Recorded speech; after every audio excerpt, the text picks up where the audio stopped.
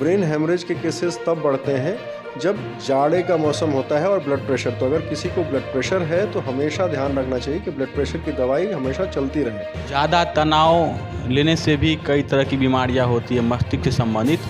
तो देखा जाता है कि समाज में कुछ लोग जो है झाड़ फूँक, दुआ तावीज़, तंत्र मंत्र पे विश्वास करते हैं। तो क्या इस बीमारियों का इलाज तंत्र मंत्र, झाड़ फूँक, दुआ तावीज़ से भी संभव है? नमस्कार, आप देखना शुरू कर चुके हैं न्यूज़ फॉर पब्लिक और मैं हूं फैयाज।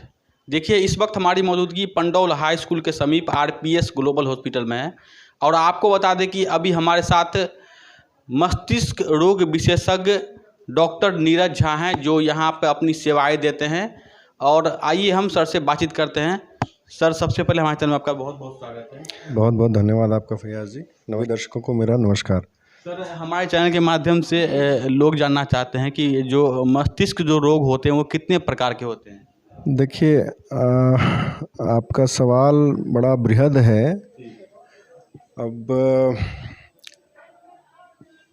मस्तिष्क रोग जैसे सबसे जो आमतौर पे होता है उसमें जेना हम सब यदि देखी तो सबसे बेसी एक्सीडेंट होइ छै, माथा में चोट, हेड इंजरी जो होता है वो सबसे ज़्यादा कॉमन है।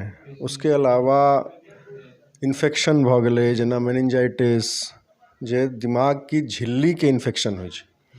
ओकरा अलावा मिर्गी रोग, ओकरा अलावा मस्तिष्क में अलग अलग प्रकार के ट्यूमर होइ छै, ओकरा अलावा मस्तिष्क में अलग अलग प्रकार के ब्रेन हेमरेज होइ छै। जहिना एक्सीडेंट केस तहिना brain haemorrhage case. Brain haemorrhage में कई बार नस फट जाती है, कई बार ब्रेन हेमरेज में छोटी नस फटती है, कई बार बड़ी नस फटती है। तो अलग अलग प्रकार के ब्रेन हेमरेजेस होते हैं। ओकरा अलावा कुछ औरो प्रकार के बीमारी होइ छै जकरा फंक्शनल बीमारी कहल जाए, जेना ककरो ककरो चेहरा में दर्द होइ छै, नस में दर्द।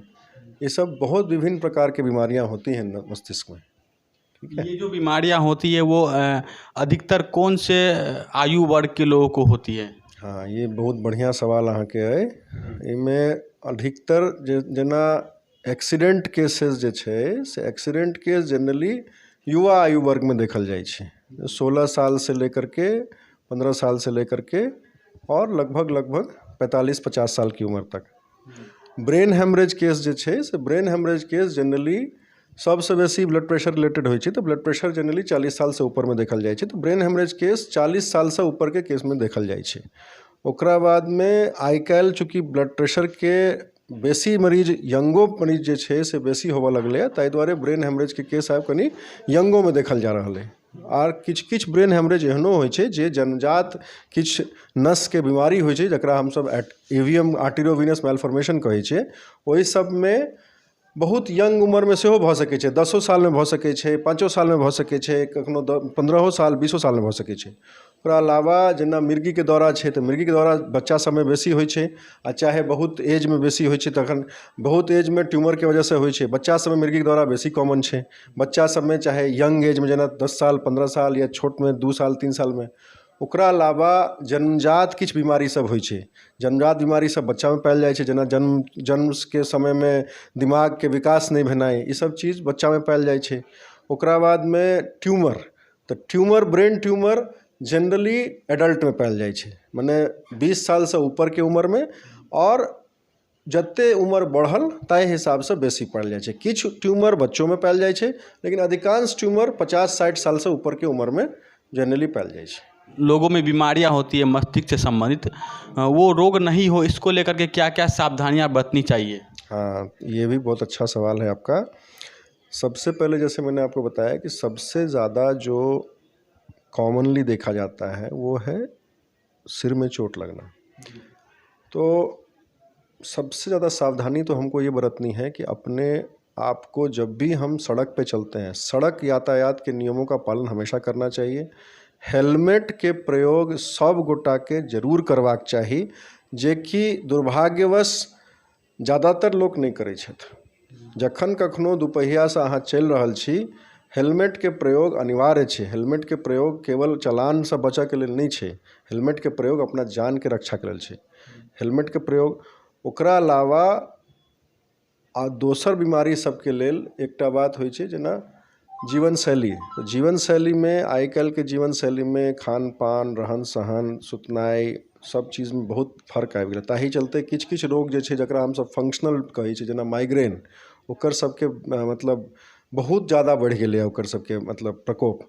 तो ओहिमे हमेशा ई ध्यान रखबाक चाही जे जतेक ज़्यादा हम अपना जीवन शैलीके मतलब अनियंत्रित बनेबै ततेक ज़्यादा हमरा सबके मस्तिष्क रोग बढ़ैत चलि जेतै। जेना सुतऽ के टाइम ठीक नहीं, उठऽ के टाइम ठीक नहीं, खान पान ठीक नहीं, बहुत ज़्यादा हम मतलब बाजारू खाना, जंक फूड बहुत ज़्यादा कंज्यूम कर रहल छी। तो एहि सब चीज़सँ कॉफ़ी या फिर मतलब बहुत ज़्यादा चिकनाई वाला चीज़ जेना बर्गर, पिज़्ज़ा, नूडल्स, ये सब चीज़ बहुत ज़्यादा अगर कंज्यूम कर रहे हैं तो उससे हम लोगों का ये सब बढ़ता है।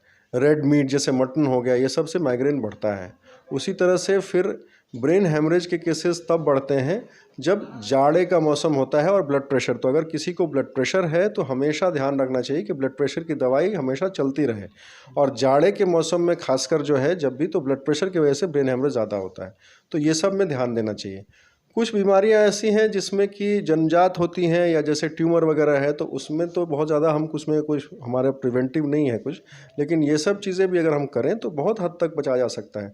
दवाइयाँ जैसे मिर्गी का दौरा है, मिर्गी की बीमारी अगर किसी को है तो दवाई आप हमेशा लें। कई बार क्या होता है कि लोग दवाई छोड़ देते हैं, दवाई भूल जाते हैं या छोड़ देते हैं जानबूझ करके। दवाई मिर्गी की बीमारी में कभी नहीं छोड़नी चाहिए जब तक कि आपको चिकित्सक का परामर्श न मिला हो, ठीक है ना। तो ये सब आपको ध्यान देना चाहिए। सर कई बार देखा जाता है कि ज़्यादा तनाव लेने से भी कई तरह की बीमारियां होती है मस्तिष्क से संबंधित। तो देखा जाता है कि समाज में कुछ लोग जो है झाड़ फूक, दुआ तावीज़, तंत्र मंत्र पे विश्वास करते हैं। तो क्या इस बीमारियों का इलाज तंत्र मंत्र, झाड़ फूक, दुआ तावीज़ से भी संभव है? देखिए, मेरा यही सुझाव रहेगा, और चूँकि मैं अब जितना अनुभव मैं रखता हूँ उसके अनुसार से मैं ये ही सुझाव देना चाहता हूँ कि दुआ तावीज़, झाड़ फूंक या ये सब जितनी भी चीज़ें हैं, ये सब आपकी मन की संतुष्टि के लिए ठीक है, लेकिन ये इलाज नहीं है। इलाज सही कराना चाहिए।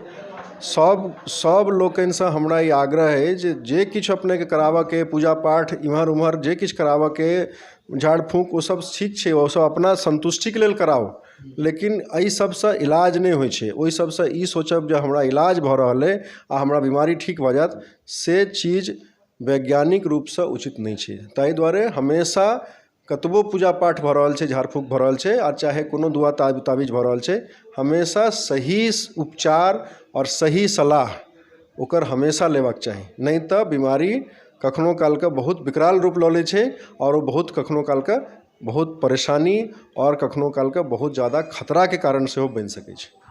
कई बार देखा जाता है कि ज़्यादा तनाव लेने से जो है ज़्यादा भूल चूक हो जाती है। कई बार ध्यान भटक जाता है, माइंड में कुछ रहता नहीं है।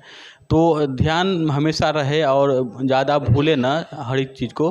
तो इसको लेकर के क्या करना चाहिए मरीजों को? ये भी आपका बहुत अच्छा प्रश्न है। याददाश्त की समस्या तनाव से बहुत ज़्यादा संबंधित है।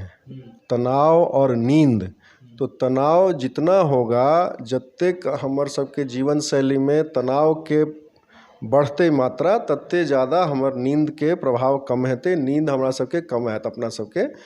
तो इसलिए जो है हम लोगों को हमेशा ये कोशिश करना चाहिए कि एक नियंत्रित जीवन शैली हम लोग जिएं। जैसे सोने का समय एक नियमित होना चाहिए, चाहे हमें नींद आने में परेशानी हो तब भी हमें एक नियमित रूप से समय में सोना चाहिए। उसके बाद में जीवन में एक संतुलन का हमेशा करना चाहिए। बहुत ज़्यादा किसी चीज़ के पीछे भागना मृग तृष्णा की तरह, काम धंधे में भी एक संतुलन रहना चाहिए, खाने पीने में संतुलन रहना चाहिए, जिससे कि कुछ भी ना खा लें, कभी भी ना खा लें कि हम रात में भी 2 बजे भी खा लेंगे, सुबह में भी कुछ नहीं खाएंगे। ये सब चीज़ नहीं करना चाहिए। और तनाव से मुक्ति के उपाय करने चाहिए, जैसे कि हमें और ज़्यादा एक दूसरे से मिलना चाहिए, बात करना चाहिए, परिवार में, दोस्तों में, समाज में। हम क्या है ना कि अब आजकल समाज तो है लेकिन समाज से धीरे धीरे कटते चले जा रहे हैं। तो इस वजह से जितना ज़्यादा हम अपने भीतर हो रहे हैं उतना ज़्यादा तनाव बढ़ता चला जा रहा है और उतना ज़्यादा तनाव के उपाय भी नहीं है, क्योंकि हम अपनी जो है ना अपने भीतर की भावनाएं, अपने भीतर के इमोशंस हम कभी भी सही से हम उसको बाहर निकाल नहीं पाते हैं। तो धीरे धीरे वो अंदर अंदर हमारा घुटन और तनाव का रूप लेते हैं। तो इन सब चीज़ों से बचना चाहिए। उसके बाद में आजकल जो है चूँकि टेक्नोलॉजी का दौर है, बहुत ज़्यादा मोबाइल के सेवन, बहुत ज़्यादा इंटरनेट के सेवन से कोनो लाभ नहीं होइ छै। किछ काल तक आवश्यक छै, किछ काल तक मनोरंजन सेहो चाही, किछ काल तक आवश्यक छै चूँकि काज धंधा सेहो चलै छै। लेकिन मतलब लगातार 8-8 10-10 घंटा लोग मोबाइल देखै छथिन, ओकरा बाद हर काजे मोबाइल पर होइ छै, हर काजे कंप्यूटर से होइ छै, ओहिमे तनाव बेसी होइ छै, ओहिमे तनावसँ उत्पन्न होवला बीमारी बेसी होइ छै। तऽ हमेशा एकटा लिमिटमे 2 से 3 घंटा से बेसी पर डे मोबाइल में स्क्रीन टाइम नहीं हेबाक चाही। वर्तमान में देखा जा रहा है युवाओं में जो है ज़्यादातर जो हेडफोन का इस्तेमाल करते हैं बाइक चलाते समय, किसी काम करते समय, तो ज़्यादा हेडफोन का इस्तेमाल अगर करते हैं तो क्या मस्तिष्क पे भी असर पड़ सकता है इसका? जी, बिल्कुल पड़ सकता है। मस्तिष्क पर भी असर पड़ सकता है और हमारे सुनने की प्रणाली पर भी असर पड़ सकता है। हेडफोन का इस्तेमाल से सबसे ज़्यादा परेशानी ये होती है कि आपका जो ध्यान है, कंसंट्रेशन है, वो उस पे बहुत असर पड़ता है। जते ध्यान से हम बिना हेडफोन के चूँकि हेडफोन जे छै से हमरा आसपास के चीज से हमरा सबके काटि दैए। जे कान में बजि रहल छै ओतबे चीज हमरा सबके समझ में आयत। तो ओहि चलते बहुत ज़्यादा धीरे धीरे अटेंशन के, कंसंट्रेशन के बहुत ज़्यादा प्रॉब्लम हो सके छै हम लोग को कोई भी काम में। और याददाश्त, उसकी वजह से चूँकि ध्यान नहीं लगेगा तो उसकी वजह से कंसंट्रेशन का प्रॉब्लम आएगा। तो ये प्रॉब्लम हो सकती है, इसलिए हेडफोन का प्रयोग कम करना चाहिए। जहाँ ज़रूरी हो उतना करें, लगातार नहीं करना चाहिए।